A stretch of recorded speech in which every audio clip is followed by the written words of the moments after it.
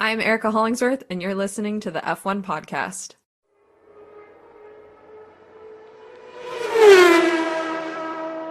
Welcome back, everybody, to the F1 podcast. This is season 5, episode 10. I am with Erica. Erica, how are you? I'm doing amazing. How are you, Clary? I'm doing well. Unfortunately, Jono can't make it today. He was too heartbroken that his hometown boy hero didn't win the race. No, I'm just joking. He unfortunately had some work engagements that he couldn't get out of, but that's still, he was probably crying about Leclerc not winning at I home. think everyone is. How often do you get a Monegasque driver in the first place? And then to have him win at home would have just been so lovely. But another racing weekend in Monaco, another set of interesting qualifying sessions and less interesting racing on Sunday. Well, it depends on who you ask. People liked Who, it, who are people you hated asking? it. I don't know. There are people that liked it. I'm not joking. Are you serious? Yeah. I have a Instagram comment that semi people like that can confirm if people liked it. I mean, I'll eat crow if I have to, but I don't know that I agree. So, Fair. Well, nevertheless, Monaco, it was implemented a minimum two stop strategy. Had to use at least all three tire sets in the race, minimum of two different tire compounds if it was a dry race. Or yeah, then what you started. I don't know about what happened would have been if it was in the wet condition, but um I imagine those rules would have gone out the window in that case. It would have created more fun and chaos than what we had to deal with this past weekend. well, the last few times we did see some rain at Monaco in the last couple years, it did cause for a little bit more excitement. But for me, starting it off with qualifying, it's crazy to see how they're trying to find any instance of time savings they can on those laps to the point where if you are not clipping a barrier, you are doing yourself and your Oh, team a disservice with the cards in this day and age. well, For even anyone who was, sorry, go ahead. is it even using the barriers to even semi slingshot yourself in game time? We've seen Max do that in the past in 2023. There on sector three, you rode the barrier as you rode the far right wall to gain time. It's really one of the only things you can do. I know we've talked about part of the reason that some folks find the race in Monaco a little less exciting is because the cars are so big, it's harder to overtake. But with that comes having to get creative with your surroundings in order to maximize where it is that you're going to land on the grid after qualifying. One of the other things that I thought was so crazy that they pointed out that even in, I think it was Q1 or Q2, maybe there were only 7/10ths dividing the Hmm. top from the bottom of the field. Which is quite We've talked about it remarkable. before. This is like a weirdly tight field this year. Of course, there are people who are ahead and who are not, but it really is showing that this set of regulations we've been working with, people are really kind of pulling out peak performance regardless of your budget and your team. Saturday's qualifying session just reiterated if you had to only be able to buy, if you were able to go one day to Monaco, you would go Saturday. That is where the peak performance is. They're giving out lap time after lap time, just on the limits, on the edges you mentioned, right? The entire way. And when you have a 7/10 gap between, first and, qualifying out, it's quite impressive. And that's why, to me, the Q3 in Monaco is probably my most anticipated slash favorite qualifying session of the year. Because this is literally the top 10 cars driving around like this crazy street circuit, literally pushing themselves to the edge ever so more to the final, I guess to the zeros. And we were seeing that. We saw so many of these people constantly overtaking each other for that pole position on their final out lap and push lap. And really crazy to see. I think it's one of the first times I can really think about it, but Lando Norris setting a track record with 1 minute, 9 seconds, and Like, just a couple of tenths and little shaves off of 110 there, but really kind of pushing it. And he just narrowly beat out Charles Leclerc, who was in like 1/10 behind him, basically. and like to set a lap record on your pole lap here, I mean, in your final lap at Monaco, really just giving on the edge is incredible. I mean, sub 70 seconds is legit nuts. Yeah. So nuts that apparently F1 TV didn't even want to show the entire lap.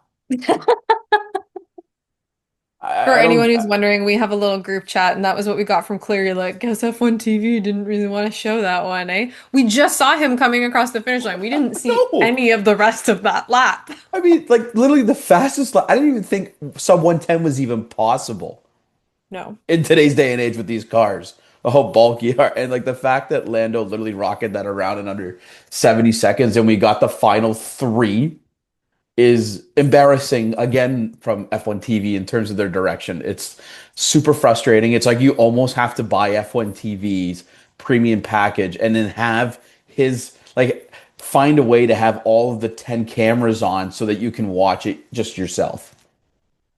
I mean, I'm not the type of person who really thinks I need multiple TVs, but I am wondering if maybe I need to invest in other screens, you know? Yeah. And I will send F1 my bill or Liberty Media my TV bill because this is a joke. Like just even if you had him on like the side, like under Like, his name, if you had that camera in the top right corner, that would have been perfect because at least you've seen something.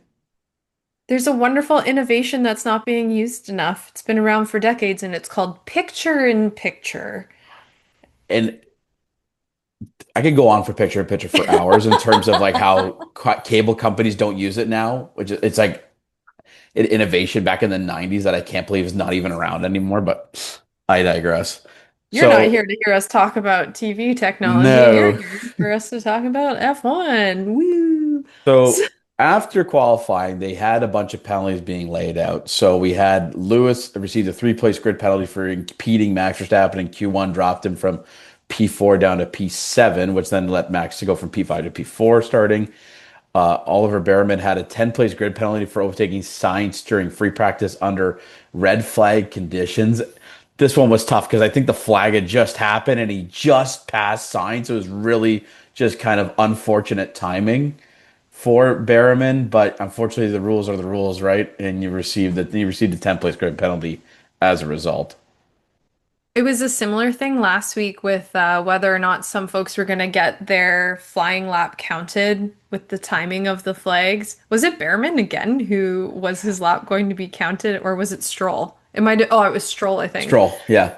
But I mean, we're really seeing it where there's like the slightest delay on throwing that flag out there, and it's having horrific consequences for people not able to react appropriately. Yeah.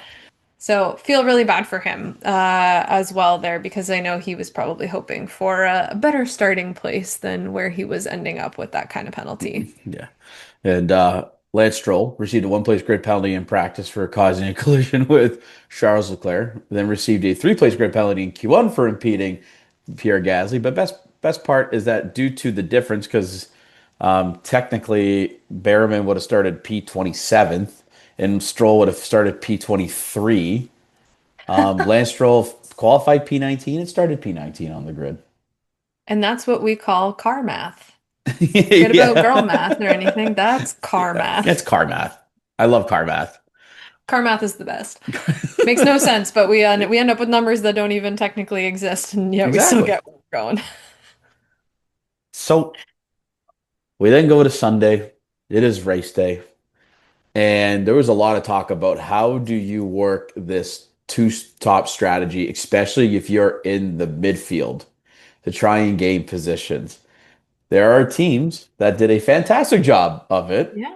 and screwed everybody else. And then there are Ema one team singular.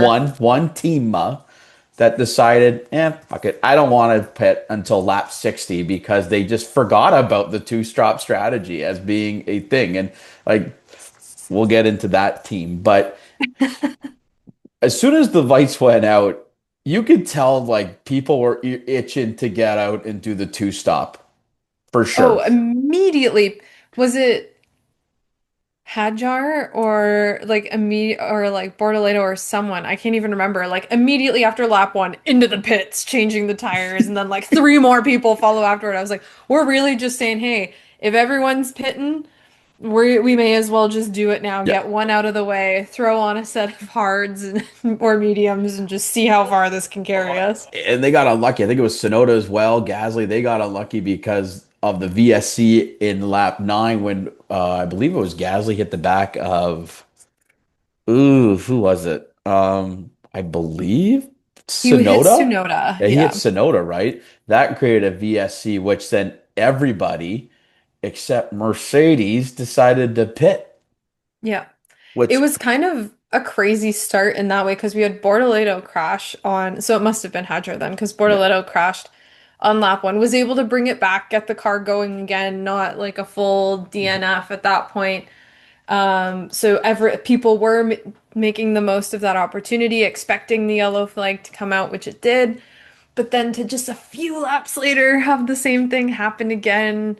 Could have got a little bit more wear out of it, maybe jockeyed for some position, had something else happen. Not that there's a ton of overtaking that happens, but yeah. well, and then that VSC, because they got the one stop, really kickstarted Racing Bull's strategy because they had qualified both of them in the top 10. I mean, Lawson and Hadger. So Lauren Mecky's decided, you know what, we're gonna have Lawson be an absolute wall, a floating wall around Monaco, and to give Hadjar time to be able to pit and come back out into P, I believe it was six at the time so that he can then finish, be able to finish the race and just have that two stop and not have to worry about it. And but what that did is when Lawson became a brick wall, everybody behind him was just so slow. Absolutely stonewalled every single person behind them at that point.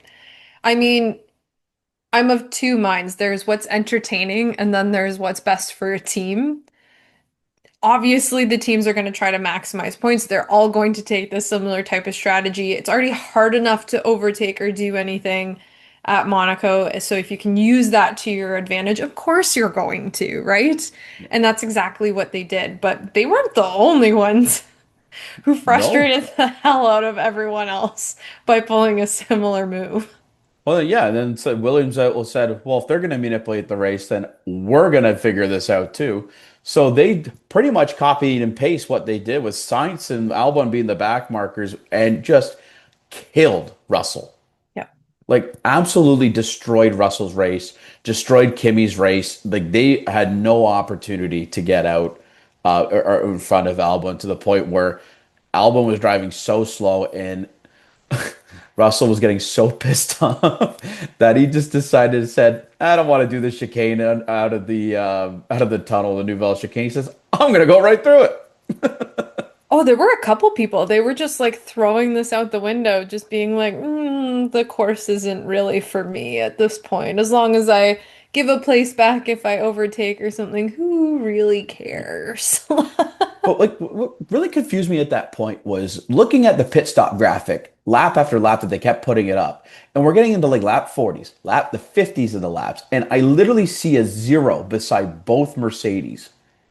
And I'm just thinking like Mercedes aren't one to fall asleep at the wheel with regards to strategy. They completely dropped the ball this week, and it was like an absolutely embarrassing performance on their end with The regards to last time strategy. The last time they struggled like this with a pit strategy at Monaco, it was more happenstance. I'm thinking of the wheel gun on Bottas's car when they couldn't get the tire off, which wasn't planned for. It was just something that happened, fluke accident. This is giving Ferrari 2023 vibes and just frustrated yelling because nothing is quite going to plan and no one really seems to know what the plan should have been in the first place. I mean, they made Ferrari look significantly competent in terms of strategy development this Honestly. weekend. It was, I just couldn't believe it. And then, I mean, Russell had to open his mouth though, unfortunately, when he says, yeah, I'll just get the 5 second penalty when I did it. And then F5, the stewards were like, nope, you are going to get a drive-through penalty, which doesn't even count as a pit stop. So he had to drive through the pit lane and then do two stops within a matter of like 23 laps. Oh my gosh. And then, as if Russell's day couldn't get worse. Reliability issues left, right, and center Yeah. at Mercedes right now. I mean, last week with Kimi, this week with Russell. I mean, when you I kind didn't of want to piece say it it because it all just hurt to together. I didn't want to say that because it just hurt. I felt so bad for Russell throughout the entire race just to have them like technical issues. I'm just like I didn't want to say it. I literally did not have the stomach to say it right now. Well, I ate recently, so I'm feeling okay, and I could say it. But Perfect. And but I then think we've touched on this before. It's been a tough couple of years over there at Mercedes with ever since the new regs came out and being miles behind Red Bull yeah, after being super competitive in 2021. There have been some issues with team dynamics and the drivers, and we've just seen some really questionable choices. I think I might have mentioned it last year, but I do kind of wonder now, like there's sometimes a golden era where someone can really thrive in F1. And I'm hoping that, if Toto's able to turn it around, because I have a pretty strong suspicion that there will be some explosive comments made publicly in the near future if this certain things aren't addressed. this might be a hot take, but I don't really think Toto is all that great of a team principal in terms of leading a team in the right direction. Because when you think about it, they had Nicky Lauda be their technical director support staff. That was their advisor at Mercedes, right? Having Nicky Lauda is just an absolute dream to be, with regards to his brain and his, team. Fortunately, he passed away in 2019, but the car was incredible. And then 2020 to 2020, they made an absolute rocket ship in 2021 with the current regs. The the team around Toto really knew what he was doing. Not until when they introduced those new regs the current regs in 2022, we really saw the absolute chink in the armor. And I don't know if Toto is really ever, going to be that great again, or if he even was that great to begin with, because I have my doubts there. I mean, how do you not, it just, when I think Toto Wolff, I do not think about like a strategy disaster class in that regards. Yeah. But that's But kind of this what we're Sunday getting. was just an absolute curveball from him. It's one of those where you also have to look at who's around him, because to your point, we had Nicky Lauda. We were really lucky that even, a little bit before that, you have the wealth of experience in Schumacher going to Mercedes to come in and help with some early development before the really dominant era. You had Lewis Hamilton, Oh yeah, you had the who's greatest driver of the world. you also had James Vowles, who's now gone on and is a team principal somewhere else showing his mettle. And I mean, leaders are only as great as the people around them, right? Once those people start dropping off, you kind of see that the formula only works when you've got a certain group of variables around you. And once those variables change, maybe it's time to consider a different space, right? Yeah. So I'm curious to see, we've got this triple header, we've got another race this weekend. What's going to happen and what conversations are going to be coming out of it? Because we're starting to approach silly season with the summer break and everything coming up. And I think there will be some heads rolling, or at least some people stepping on very thin ice if some changes are not made and some more positive results are coming out. Because this was just an unexpected weekend for Mercedes. Well, who's definitely not on thin ice right now and actually sitting pretty comfortable is McLaren. To be fair, they Oof. had a fantastic weekend. I mean, finishing P1 and P3, another double podium for the Papaya. Lando Norris being able to start on pole and win at Monaco is his total dream. And I really like this comment afterwards that he's excited to tell his future kids that, he won there. And it's just like it's as you should, right? Winning Monaco is such a hard race to win. I know like Sunday, it a little bit of the meaning's been taken away from it, but you have to qualify on Saturday and be able to maintain 78 laps of just mental brutality going around Monaco just to be, he was able to do that. And we've always, this year we've questioned if he's been able to convert from pole. We've questioned his mental fortitude at times during the year. Not yet, not on Sunday. Not this weekend, absolutely No. not. And it's not like this was an easy drive. It wasn't the same strategy that Racing Bulls were pulling out or Williams was pulling out, because you had Charles Leclerc on your Yeah. tail this whole time, right? from the get-go, you know that guy wants to win this race. Of all the races he wants to win in a year, this is the one he probably wants to win the most. And you had And Max so, Verstappen backing you up after not taking, because he was hoping that a red flag would have came out. Then he would have been able to change his tires without having to take a pit stop.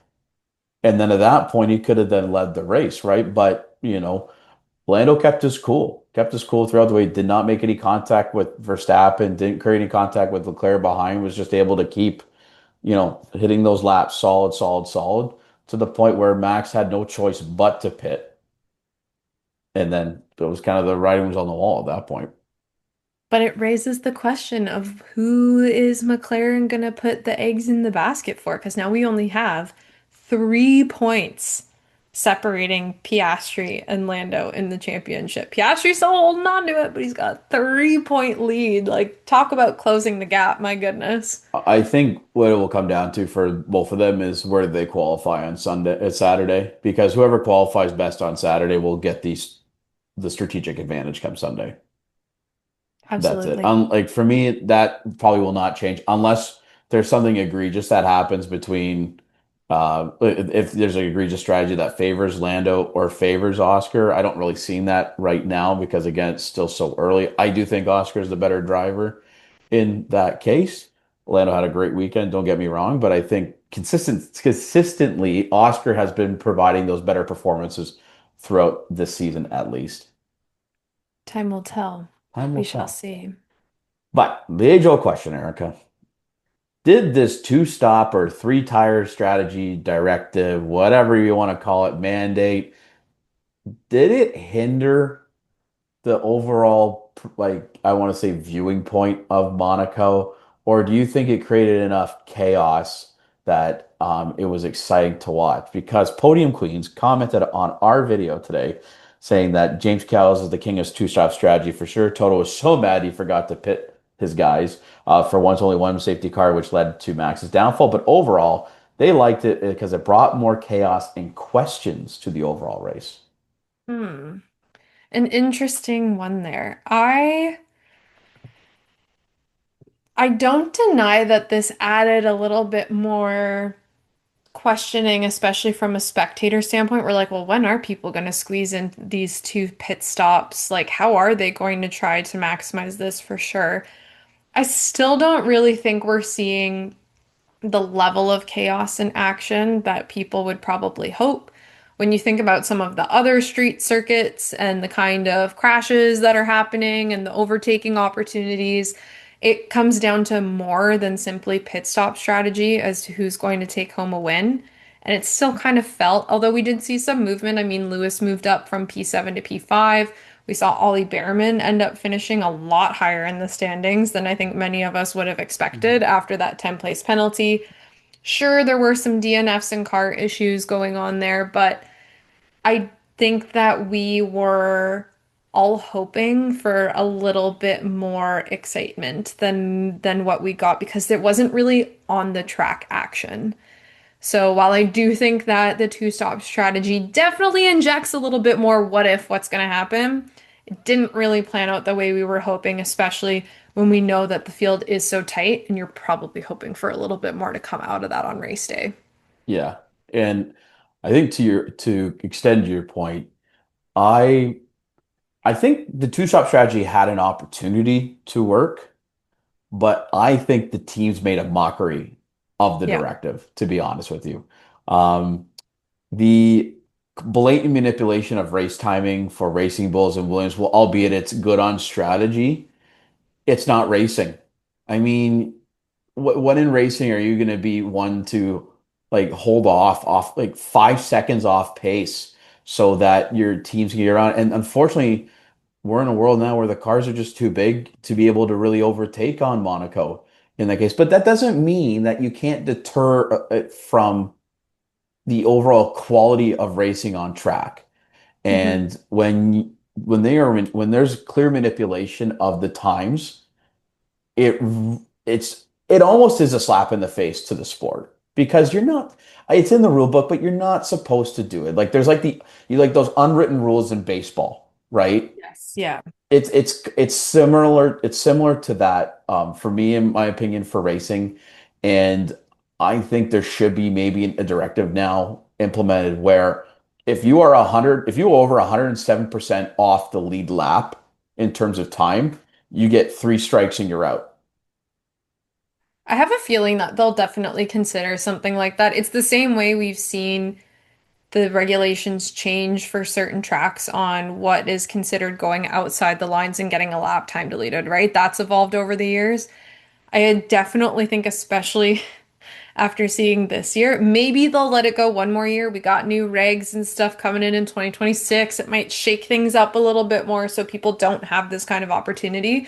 But if I'm a race director and I'm part of the FIA or something and I'm seeing what's happening right now, I'm going, well, that sucks. That wasn't exactly what we hoped would come out of this. So maybe it's time to go back to the drawing board, fan through that little book, and maybe make something unspoken spoken. And I don't have a problem with them trying new things at all. Like I think it was a great idea to do two strap, just added like a different bit of excitement to the race. But when it's just it clearly became out of the steward's hands Yep. when people were just trying to figure out how to manipulate the strategy at that point for them to win. And it I don't know, it just made it a very hard viewing experience because I don't want to see, Carlos Sainz or Alex Albon P9 and P10. They're 2 laps behind. How do you score points being 2 laps behind?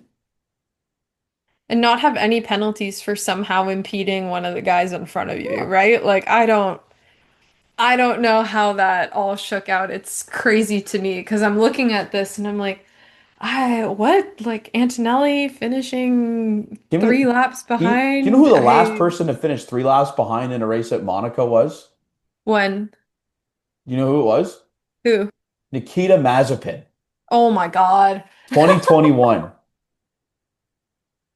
So we're trying to say Kimi is the new Mazepin of Monaco at this point. Oh, you gotta prove us different and otherwise next year, buddy. Oh my God, what a horrific title to put up on your Yeah. mantle. So I think though, like I think we summed that up pretty well in terms of the fact that it's just like it was a good idea. The teams made it not work. Yeah, Unfortunately, it may have ruined the viewing experience for some. Other people enjoyed it because it's the prestige of Monaco, right?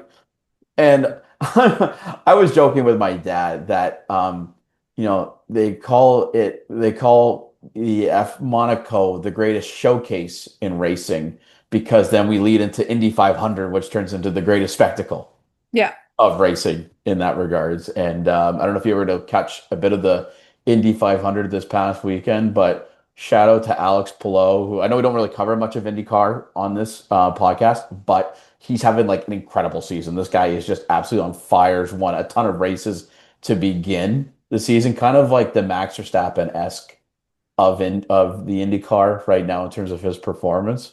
But yeah, he had suffered heartbreak in like 2021 where he lost out, but he's able to win now this you year. dig it. So shout out to Alex Palou. And Also, then the before we like NASCAR Coca-Cola 600, which I had no idea what was going on there, but something was happening, people were driving in ovals. It was fine. yeah, It was yeah, whatever. exactly. But one thing I But do want to say, shout out to Hajar. mhm. Honestly, Oh my unreal God, yeah. weekend. Qualified P5, finished P6 in a racing bull. Like this kid is showing up in that rookie season and putting in the work. I just felt like he deserved a little acknowledgement of his efforts so far. I also want to shout out to George Russell, who had to like again say pit 3 times in the last 20 some odd laps, and he still finished P11. Yeah, honestly, Pretty impressive. could be worse, man. Could be It worse. could be worse. But nevertheless, we lead into uh, Spain this weekend at Barcelona, the Barcelona. in Catalonia. There we have the new technical directive is going to be announced this weekend, Ooh, which is going to be exciting because according to the technical directive, the rumors have it is that it's going to hinder McLaren in terms of their performance, but maybe benefit Red Bull. I don't know. I mean, like it's all about who can get the active error, who can get the new directive sorted out as quick as possible in that regards. But it's exciting to hear what that technical directive is going to be come this I'm weekend. super excited to know. I mean, even if it is something that's supposed to hinder McLaren, to your point, it's always who works it out the fastest, right? And so something that you think based on a current setup could be a nuisance really doesn't end up being a nuisance because you've got someone on your team who's like, I got this, sorting it out for y'all, not going to be an issue. And there are other teams where you wouldn't expect it to be a problem. They overcompensate in some other thing and it ends up absolutely destroying the rest of their season. So I think we're in for some interesting stuff. I'm curious to hear more about it and to see how it kind of like shakes out on the track. And then I guess the final rumor of the week, it's very much a rumor, is that according to some sources out in the interweb, Christian Horner was approached by Ferrari to bring him to Maranello, probably in a team principal capacity. I'm like, why? Like, this is probably so much clickbait, but I we don't know have to what I was talk trying to about do. I it. was like, I will turn and look surprised.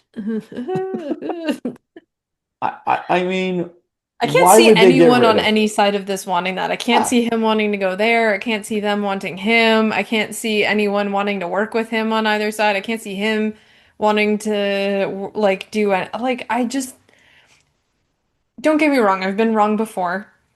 And like if you had asked me 3 years ago, hey, do you think Lewis will ever race for Ferrari? I'd be like, hell no. Like this is not gonna happen. And here we are.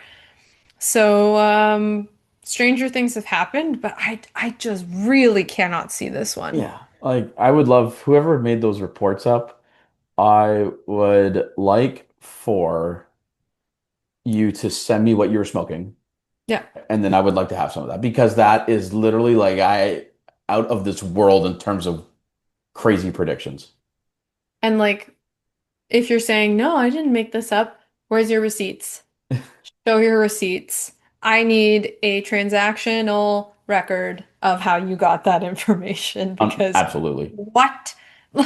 Yeah. Meanwhile, Fred Vasseur is just sitting there and he's like, what have I done wrong? I thought things were going pretty well Well, while that's what I this is mean. I all mean, I happening. get Ferrari wants to win, but again, it's all about these new. We're having, there's a new team coming in next year. It's a whole new car. Like, figure it Focus out. on that.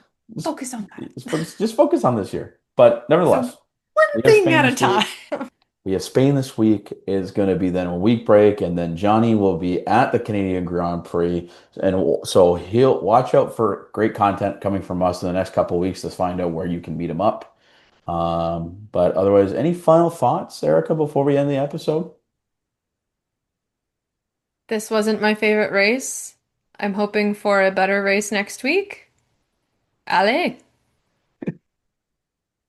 I agree. I mean, if we don't have tracks like Sepang or Hockenheim on there, do we really have Monaco in the future at this point? I mean, I don't know. Time will tell. But time will tell. Time will That is tell. season 5, episode 10 of the F1 podcast. Thank you so much, Erica, for joining this week. Happy as all. And if you would like to follow us on all of our social media pages, please go to our link tree where all of our links will be there. Follow us on Spotify, follow us on Apple Podcasts, X Reach a YouTube channel, where we will next week come back with a review of the Spanish Spanish. Grand Prix, and I swear I hope there's just better racing overall. More than one overtake. More That's than all one we're. overtake. Yeah. That's it. Take care, everybody. Have a good one.